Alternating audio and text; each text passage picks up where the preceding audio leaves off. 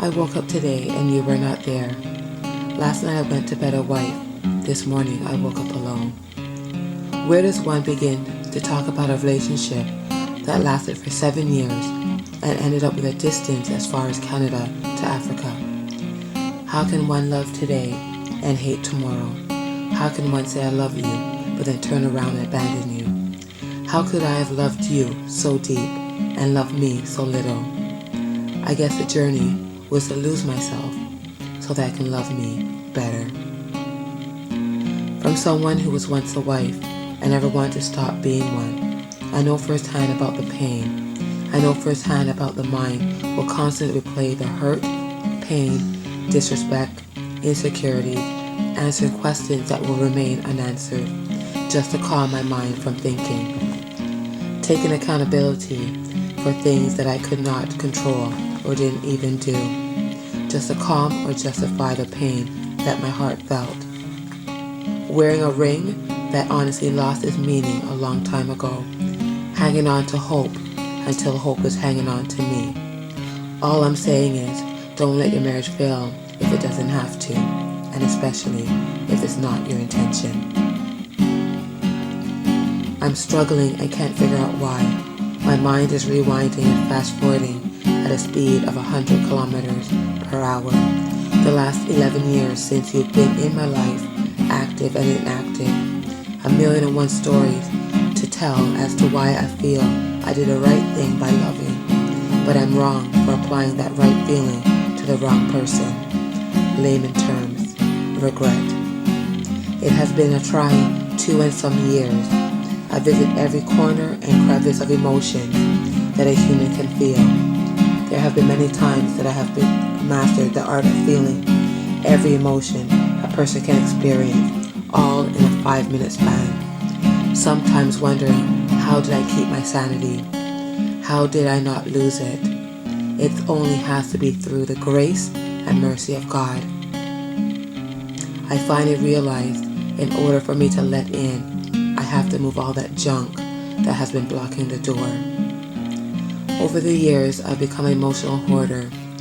Every emotion that I was feeling within the last few years, I kept piling up and refused to let go. I had happiness, sadness, love, hate, excitement, disappointment, trust, distrust, confidence, insecurity, faith, no faith, courage, fear, hope, hopeless. The list goes on and on as the collection of my emotional baggage grew and the piling up continued.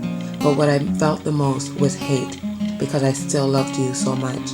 And because of your lack of and dirty behaviors, I was now expected to hate you public and continue to love you in secret.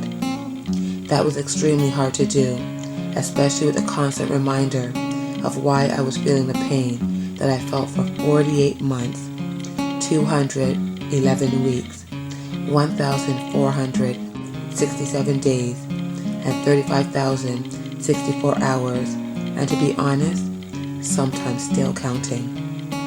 What was so frustrating was how was I supposed to turn off 7 years of love for you?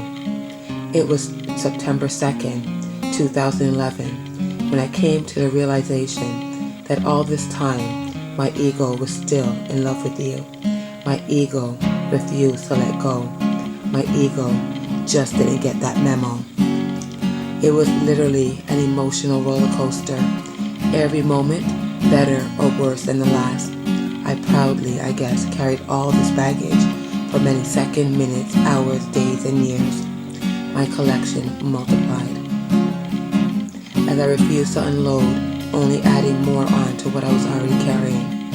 I held on to all of this for many years, not realizing how much it was affecting me, my kids, and loved ones around me. The longer I built this long, winding road of emotional issues, was the further away I was distancing myself from people who truly cared for me and any potential new love, and distance myself from me. The truth is, I was with a man that had commitment issues. I battled with the fear of leaving the unhappy relationship for many years. I placed myself on this ridiculous hierarchy that separated me from the other women in his life, always comparing what he did for me and what he gave to me and our 2 children to what they didn't have. But I guess I was getting too comfortable with that spot. And yes, the rug was finally pulled from underneath me. Things I used to keep me on top were the same things that made me fall into the black hole. He too got comfortable with his indiscretions and began to give them all that he has given to me. At that time, I focused on them while losing sight of what really mattered, and what really mattered wasn't them nor him. What mattered was me and the truth. I became insecure and couldn't trust many, while still loving him because I knew his guilt was too much for him to carry. I slept from 2002 to 2008. I woke up in 2008. At that moment, I saw my life within the last 7 years replaying in fast motion. Then it started to slow down. As it slowed down, my life began. Change has come. Fearful of what this change could have been, left me literally on a roller coaster that scared me to death. I had to make a decision, and I had to make it quick. The only problem was I was tired. I was exhausted. I just didn't have the drive to do anything but cry. I battled with my reality, my thoughts, my once daydreams, and myself. I struggled, and what was so odd was that during my struggle, I knew that one day I would triumph. As my journey continues, it was 2010 when Sony came to me with a Valentine project that she wanted to execute. Little did we both know that this one-time little photography project would bring us into an entirely different path, opening doors that we would never think of opening, brushing shoulders with amazing individuals that would have such an impact in our lives and vice versa. Birthing 715 by MirrorImages. Even then, we never planned nor imagined where this craft and gift would take us. So I wish there were some things that I could have changed, but when I really think about it, if anything along my journey was shifted even a millimeter, then maybe I wouldn't be here right now. The moment I realized that each time my eyes were behind the lens, my world became picture perfect. I take solace in knowing that my relationship with God is deeper than what I would have had with anyone here, because in the end, He sees my heart.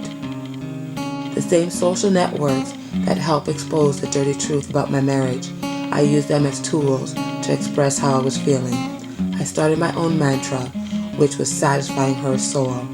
And every time I want to share a thought, a feeling, wisdom, advice, I would start off with that, satisfying her soul.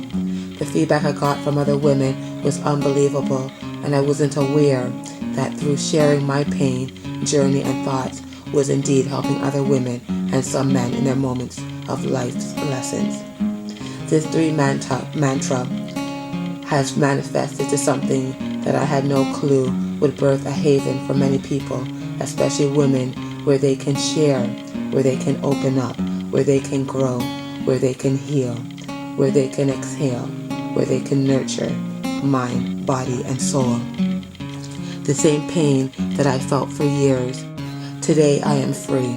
Emotionally, I am in control. ANUDAI, pronounced a new day. This is a tattoo I bear on the left side of my shoulder to remind me that not every day is a new day, but every moment is different from the moment before. This tattoo reminds me and gives me hope every time I look at it. Signed, Sonia Antoinette.